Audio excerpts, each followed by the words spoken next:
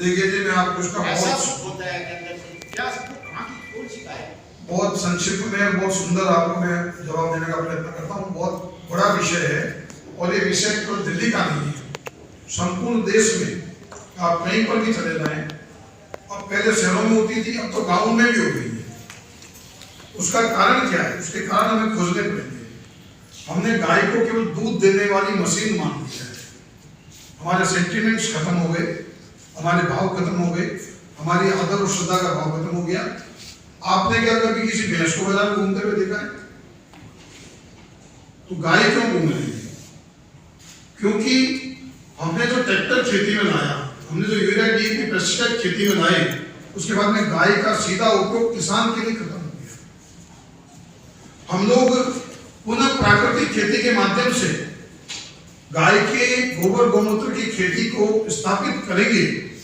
और जो गोवर्धी शब्द मैंने आपके बीच में उपयोग किया था, गोवर्धी भोजन प्रसाद, जिस दिन भारतवर्ष का जागरूक समाज अपने भोजन में दूध, दही, घी, देसी गोवंश का लेना उपयोग करना प्रारंभ कर देगा, उस दिन के बाद में एक भी गोवंश आपको सड़क पर नहीं मिलेगा।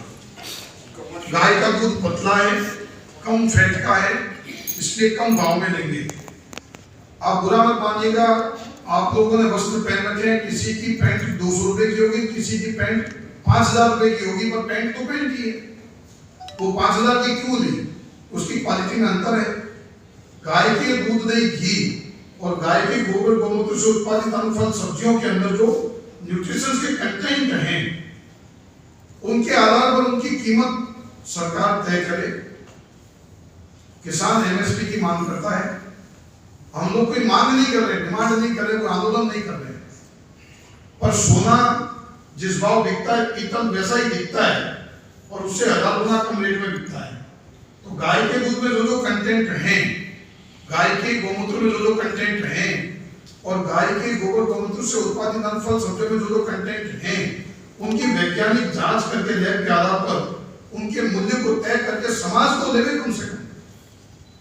मैं आपको एक बात बता रहा हूँ, ये ऑफ द रिकॉर्ड है। ऐसे ऐसे गोभक्त जो लाखों रुपए गोग्रास करते हैं, उनसे कहते हैं भाई साहब घर पे घी तो गाय का काम दीजिए, बोले भाई साहब महंगा है।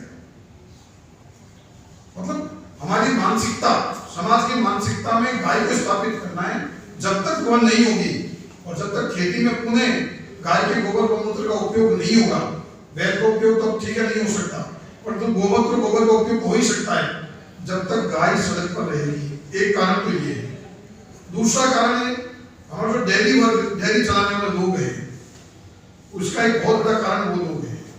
गाय को या गाय जैसे दिखने वाले पशु को वो रख लेते हैं, बगैर चारा खिलाए, उसमें दूध थोड़ा बहुत खिलाया, निकाल दिया, शाम को वापस आ गया, फिर दूध या फिर निकाल दिया। अभी तो मैंने एक जगह एक और विशेष बात है कि दिल्ली में मैं 3-4 महीने से हूँ, मोटरसाइकिल पर बाल्टी लिया हुआ आदमी घूम रहा है, गाय जहाँ उसको दिखी, गाय नहीं वो विदेशी पशु, उसी के पास रुका, उसका दूध निकाला, फिर वो बेचारी सिर्फ गंदगी कूड़ा खाती है। तो इसमें